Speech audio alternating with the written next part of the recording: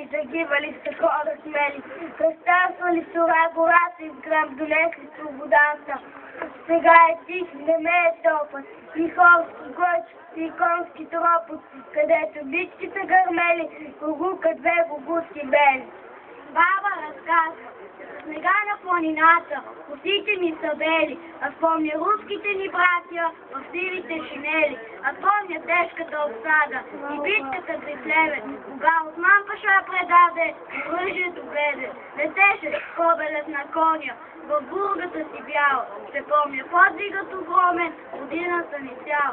Тогава старци и дечица убихме росно цвете, тогава на руските войници целунахме ръцете, накичихме с цивилни дари, мъжраци, саби, пушки. О, цял народ е благодарен на смелите стратушки.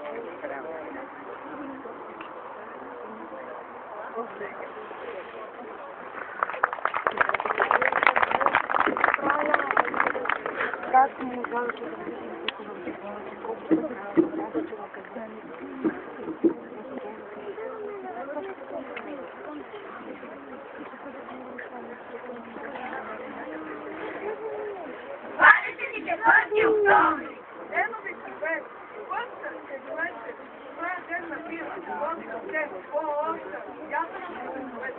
О, той папята, той бой, отиде след на всеки ъгъл, лъхни на леки огън, отиде той от дъното на пет вековен кукъл.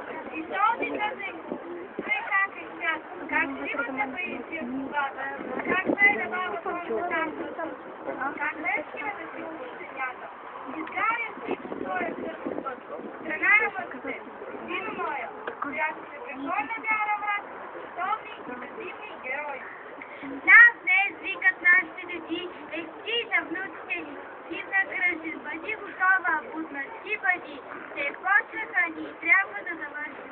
Притихва племен като ниска, е тънък пътя по леда, генералска и войничка, русия град пред града, и русите кадри спират, яникът светли, ниски радостни издират, небеси сините кръсти. Проблясква, стикове и пушки, напира като зрит вика, и гръмва здравствуйте, братушки, и сълзи български текат, така напитата гореща, меда на Липова гора, България, Русия среща, като надежда и сестра. Паметния поход, душата на народа ни къси, макар че тихи истинския поход и плевенските войни висоти, полетата на родната страна, видяла вековето турско иго и фреските на Стара планина, не спаметни си старите език. Елея всека и плевенската зик, реши прегор, рисо лаер, приятелка, стана руския войник, земята ни свидетна е поем. Еди си крик, времената хар, защото свежи мрачни словете, времената и злобани с тях, грели слънце, нови свети, не спомня.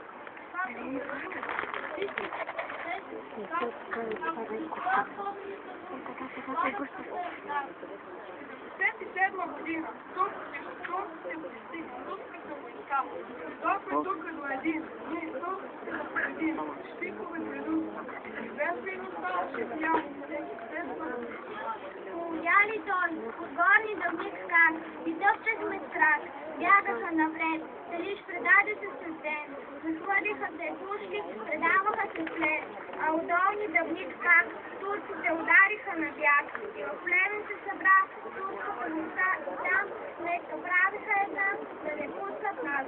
Ние решихме тяхното задача, за какво ще ни се значат, как ще вземем град Дъбник, град ще се спомни, не командва с Плевенци, а се повтори.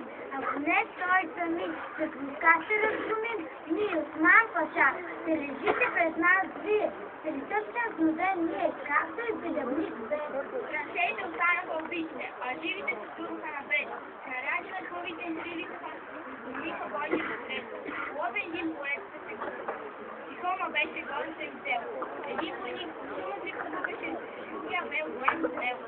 Войниците видяха, че наблизо е сам, Кобелев, на коня се изробял. Махал лобо като ръжда плиските, политаха се своя генерал. Отблъсваха ги, но те не се отчаяха. И ден и нощ и ден. И радостта на своя враг се страяха, но хълмът беше. Мощен суд превзет. Отново битка. След това отстъпиха и с ръце се биха те дори.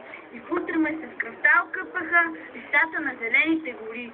Войниците се върнаха в траншеите, но липсваше им плахост и печал. Врагът на Хуме съвсем не мееше, с грома си победата разбрал. Денят пак е светъл, владее истината. Балканът само е свидетел на отшумялата война. И тук, където високоси момчета гинели сури, безумно облаци се носят, мълчат гранитни канари. Дълбокото мълчание на цялата война, невъзможното сияние на неопасната кора, се чува ехото на боя. И сега, ти моя, помниш, гледа на далеч, цялата наши свята, човека и твърд, Бяха поселите войници, стигналата война, когато без слепици, ръщат крилата и знамена, а ти на пламет и зона. Тук силната си нева.